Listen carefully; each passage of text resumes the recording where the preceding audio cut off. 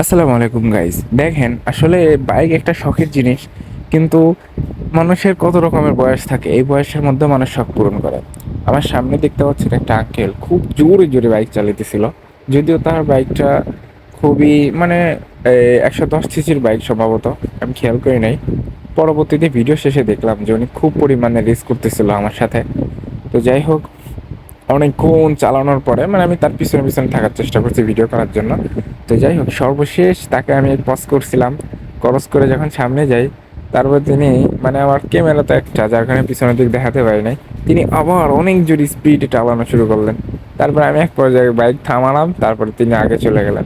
আসলে কি, কিছু কিছু সময় মানুষের মনের মধ্যে আসে, অনেক আশা আসে যে যদি আমরা যারা রাইডার তারা বুঝবো, যারা রাইডার তারা বুঝবো যে মানুষ থেকে একজনের আগে যাওয়া বা একজন থেকে একজনকে ক্রস করে যাওয়া, অবশ্যই এটা বিপজ্জনক, কেউ না করাই ভালো। কিন্তু এটা অনেক শখের একটা জিনিস বললেই চলে।